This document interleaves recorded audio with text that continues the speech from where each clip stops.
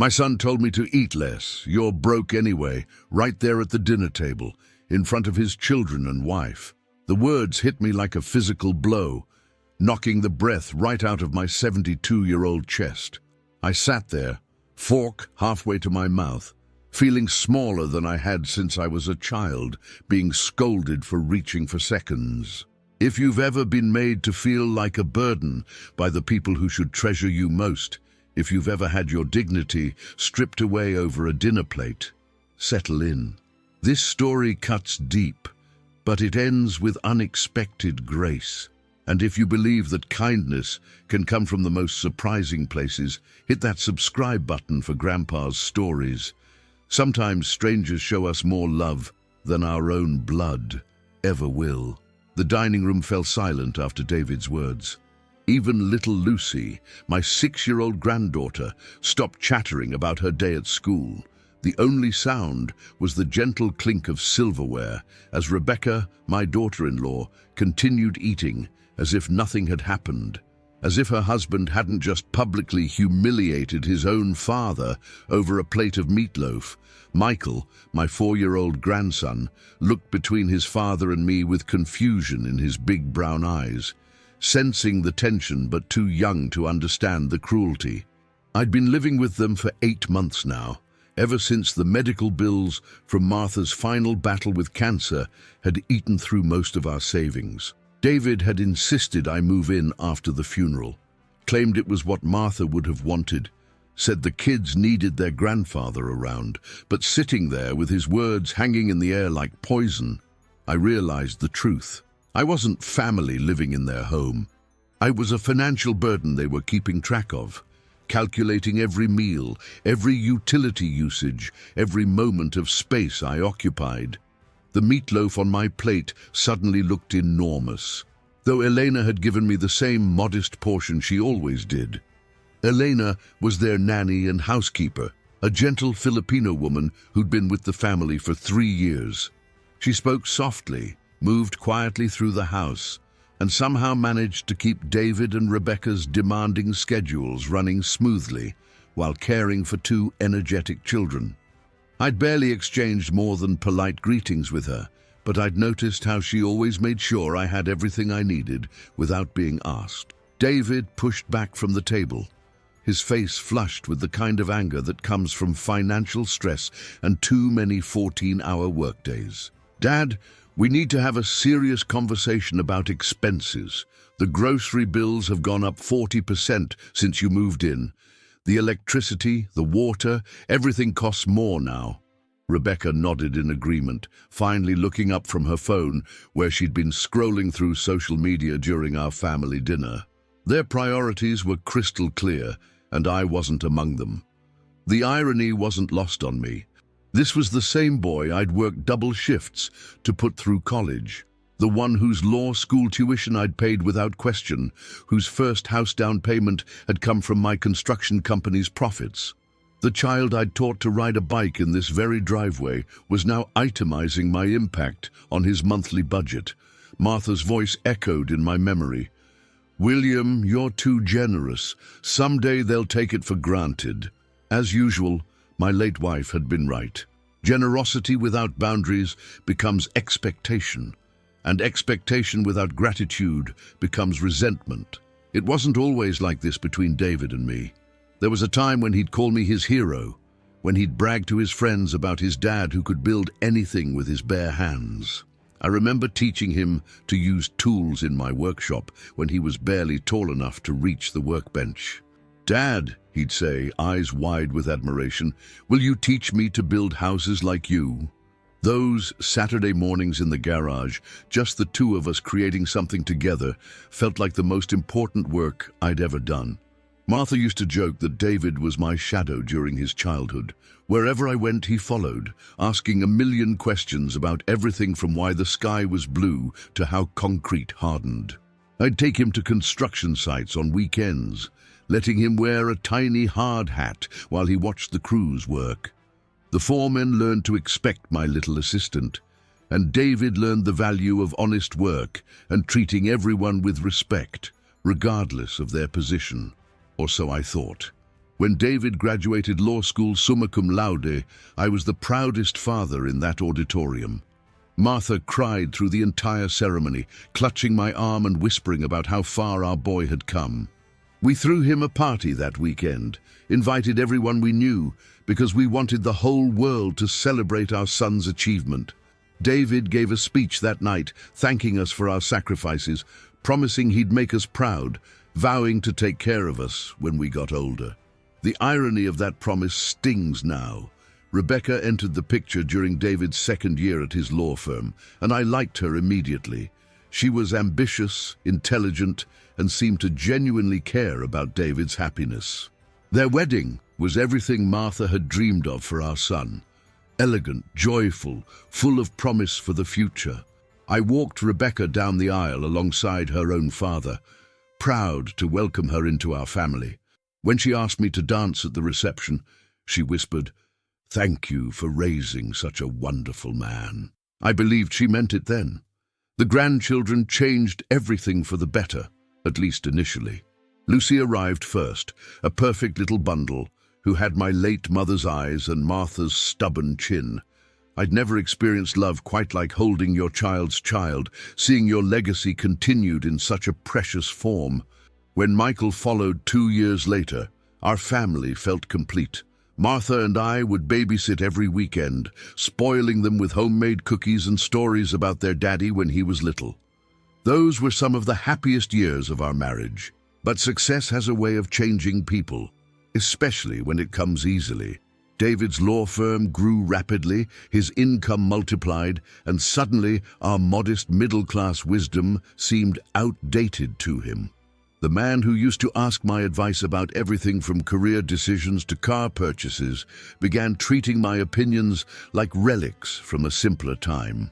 Rebecca started making comments about upgrading their lifestyle, moving to a better neighborhood, joining the right country club. The grandson who used to beg for stories about the old days grew impatient with anything that didn't involve the latest technology or trends. Martha noticed the shift before I did, as wives often do. "William," she'd say after particularly strained family dinners, "they're not the same people anymore. Success has made them forget where they came from." I'd defend them, make excuses, insist they were just busy with their growing responsibilities. But deep down, I knew she was right. The David who used to call every Sunday just to chat had become someone who checked his phone during our conversations, always distracted, always thinking about the next deal, the next opportunity, the next step up the ladder. The first sign that I'd become a burden instead of a blessing came during Martha's final months. David and Rebecca visited the hospital exactly 3 times during her 6-week stay. Each visit was brief, awkward, filled with work calls that couldn't wait and child-related emergencies that required immediate attention. I spent every day by Martha's bedside, holding her hand through chemotherapy sessions and sleepless nights. While our son sent flowers with cards signed by his secretary, Martha never complained about their absence, but I could see the disappointment in her eyes every time visiting hours ended without them appearing. "They're busy, William," she'd say weakly. "Building their lives. That's what we wanted for them. But what we'd wanted was for them to build lives that included room for the people who'd helped them get there. Instead, we'd raised a son who saw family time as an obligation to be minimized rather than a gift to be treasured. The medical bills started arriving before Martha's funeral flowers had wilted. Cancer doesn't just take your loved one, it takes your financial security, your peace of mind, your carefully planned retirement dreams. Insurance covered the basics, but the experimental treatments, the private rooms, the specialists, those costs mounted faster than I could calculate. I'd spent 40 years building a nest egg, thinking it would be enough to carry us through our golden years. Instead, it evaporated in 6 months of desperate attempts to buy more time with the woman I'd loved for 51 years. David's reaction to my financial situation was purely practical. No comfort for my grief, no acknowledgement of what I'd sacrificed trying to save his mother, just spreadsheets and calculations, assets and liabilities, solutions that made fiscal sense. "Dad, "You can't stay in the house alone anyway," he'd said, as if living independently at 72 was unreasonable. "It makes perfect sense for you to move in with us. We'll save money on your housing costs, and Rebecca could use help with the kids." Indeed, the transition to their house felt like moving into a business arrangement rather than a family home.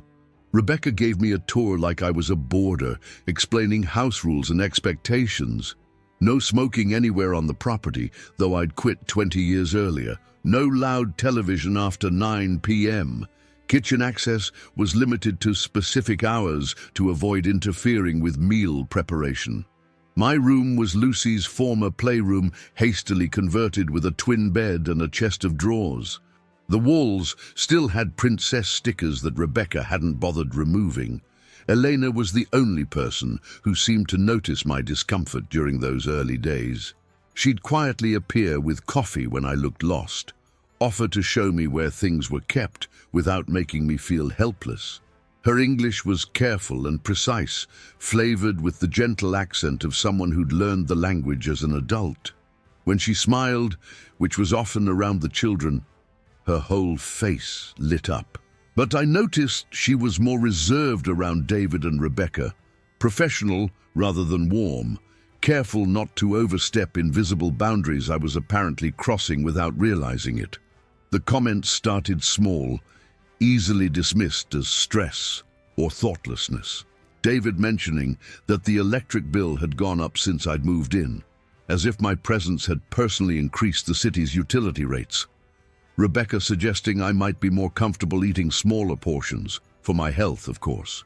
Casual observations about how much space my belongings took up in the garage, how my medications cluttered the kitchen counter, how my doctor's appointments disrupted their carefully planned schedules. Death by 1,000 cuts, Martha used to call this kind of treatment. Each comment harmless alone, devastating in accumulation. The breaking point came on a Tuesday evening in late October when the autumn chill had settled into my bones and I was looking forward to one of Elena's hearty dinners. She'd made meatloaf with mashed potatoes, the kind of comfort food that reminded me of Martha's cooking, though I'd never tell Eleanor that comparison. The children were unusually quiet, sensing the tension that had been building in the house for weeks, as David's latest case consumed more of his time and patience. I'd reached for my usual modest serving when David's voice cut through the quiet dinner conversation like a blade. "Dad, maybe you should eat less. You're broke anyway, and we can't keep subsidizing your appetite along with everything else." The words hung in the air like a toxic cloud, poisoning what should have been a peaceful family meal. Rebecca didn't even look up from her phone, as if public humiliation of elderly relatives was standard dinner table conversation. The shame burned through me like acid.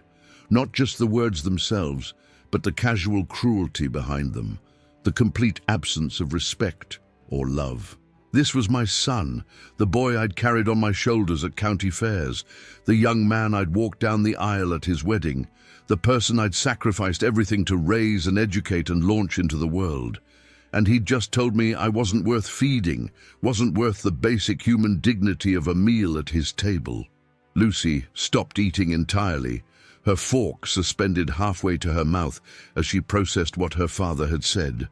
Even at 6 years old, she understood that Grandpa had been hurt by Daddy's words. Michael looked between us with the confusion of a child who couldn't understand why the adults were acting strange.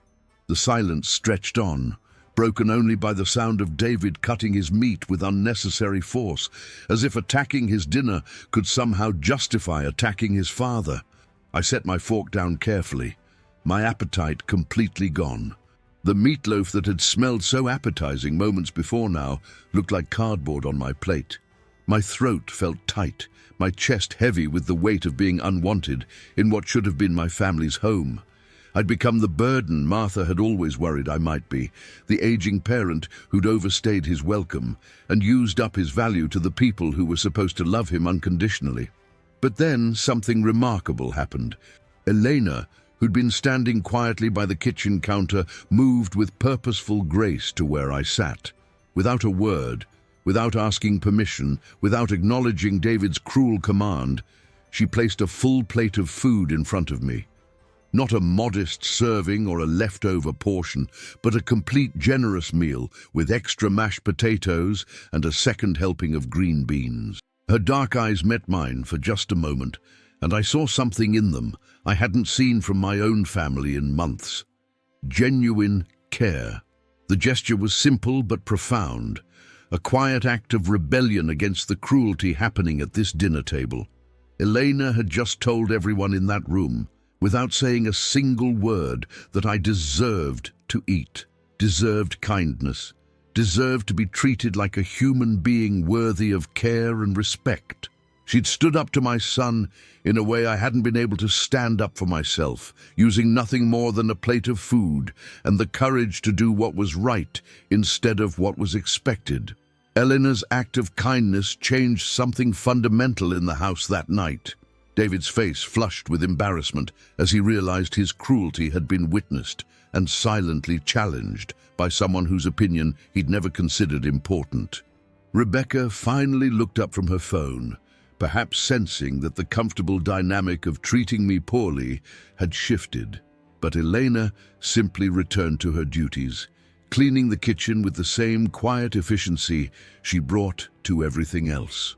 Later that evening, after David and Rebecca had retreated to their bedroom and the children were asleep, I found Elena in the kitchen finishing the last of the dishes. "Thank you," I said quietly, not wanting to wake anyone but needing her to know how much her gesture had meant. She paused in her work, her hands still soapy, and gave me a smile that held more warmth than I'd felt from anyone in months. "My father always said," she replied in her careful English, "that when someone is hungry, you feed them. Not because they can pay, not because they deserve it, but because they are human."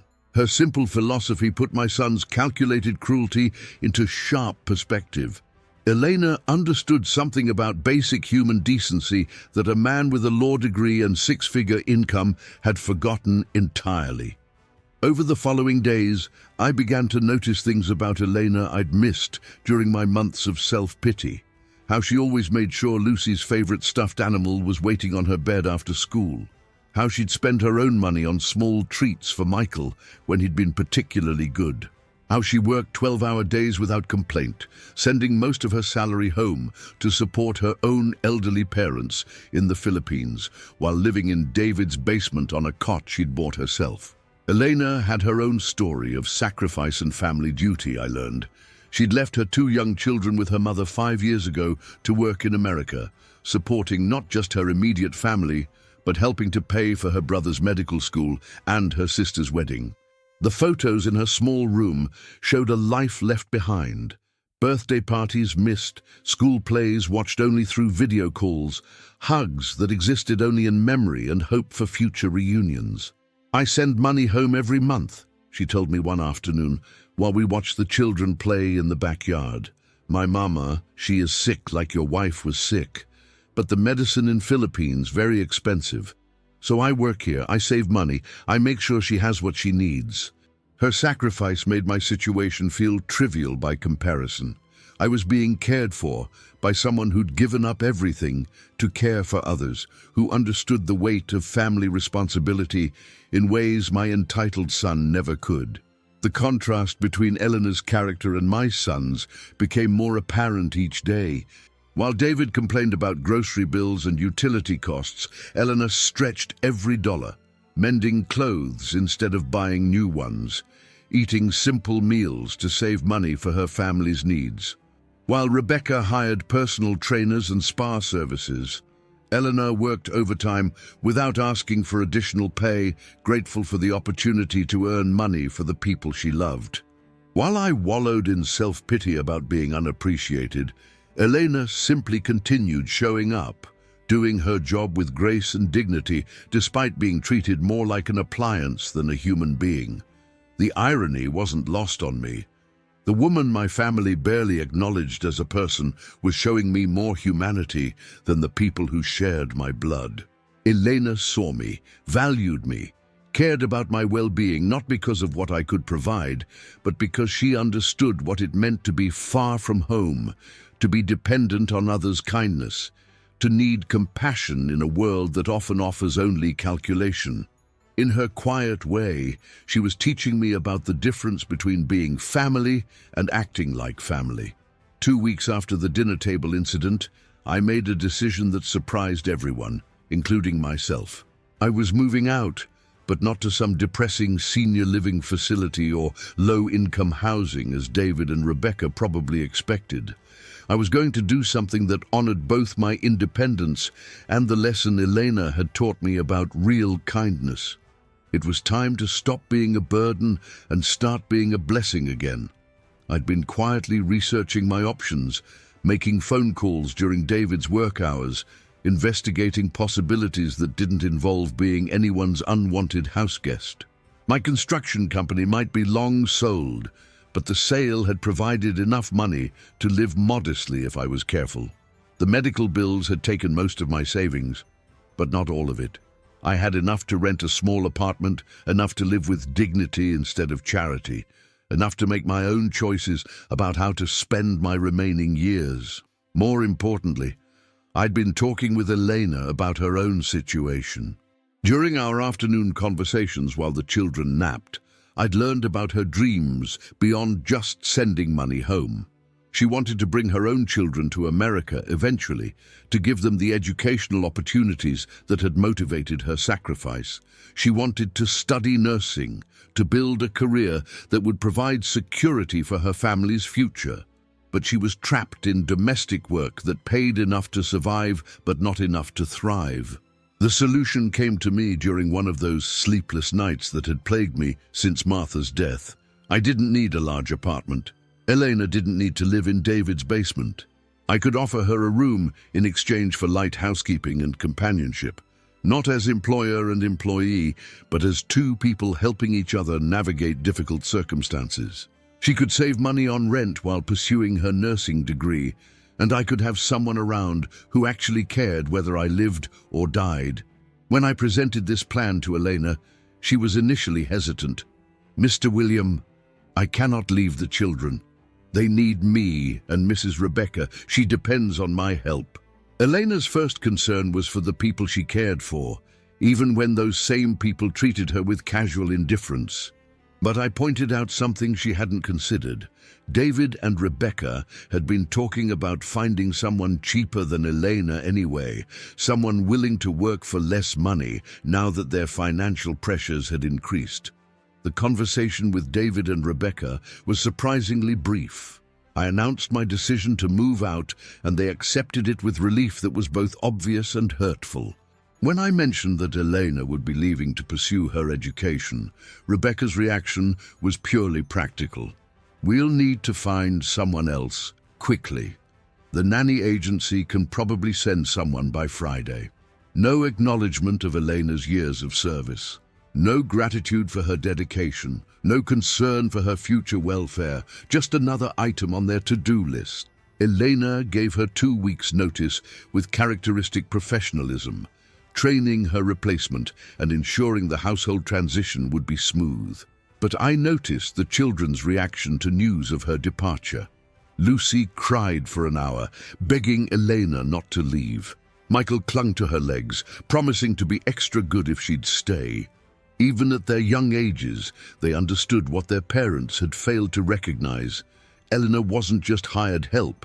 She was someone who genuinely loved and cared for them. The apartment I found was perfect for our needs. A 2-bedroom place in a quiet neighborhood, close to the community college where Elena planned to take her nursing prerequisites. It had a small garden where I could grow vegetables like Martha and I used to do, and a kitchen window that caught the morning sun. Most importantly, it felt like a home rather than a burden, a place where two people could support each other's dreams instead of merely surviving each other's presence. 6 months have passed since Eleanor and I moved into our little apartment, and I can honestly say these have been the happiest months I've had since Martha died. Our arrangement works better than I'd dared hope.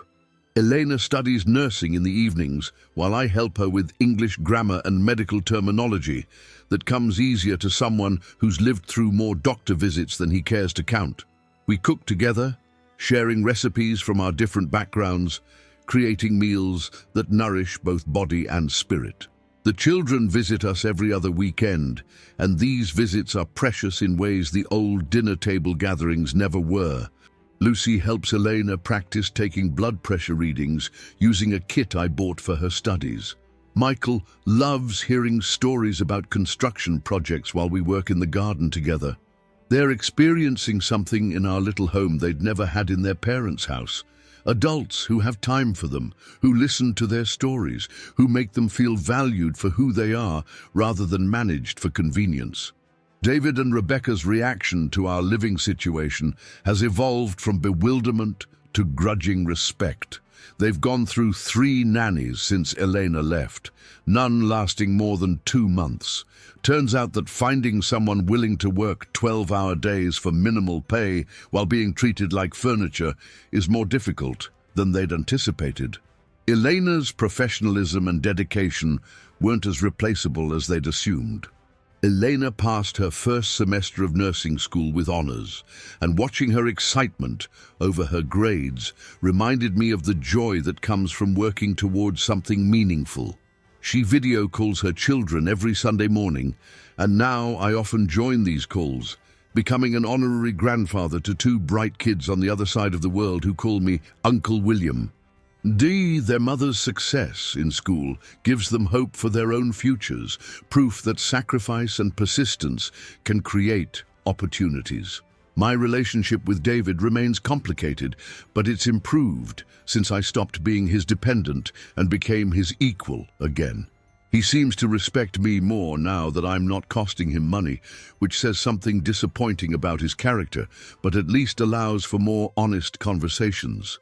We have lunch once a month, just the 2 of us, slowly rebuilding something that feels more like a father-son relationship than a creditor-debtor arrangement. The greatest gift of this experience has been learning that family isn't defined by blood or obligation, but by choice and care. Elena chose to stand up for me when my own son wouldn't. She chose to see my dignity when my own family saw only my deficits. She chose to share her dreams with me when she had every reason to keep them private. In return, I've chosen to support her goals, to value her friendship, to create a home where both of us can flourish instead of merely survive. Looking back at that terrible dinner table moment, I realize it was actually a turning point disguised as a tragedy. David's cruelty forced me to see my situation clearly, but Elena's kindness showed me a different path forward. Sometimes the people who hurt us do us a favor by revealing truths we'd been avoiding. And sometimes the people who help us are standing right there in the background, waiting for us to notice their quiet strength and boundless compassion. Tell me, have you ever found that your real family wasn't the one you were born into, but the one you chose or that chose you? Have you discovered that sometimes strangers show more kindness than relatives ever will? Share your story in the comments below, because these connections matter more than bloodlines ever could. And if this tale of unexpected friendship and second chances touched your heart, subscribe to Grandpa's Stories. Life's too short to spend it with people who make you feel small, and too precious not to celebrate those who help you remember your worth.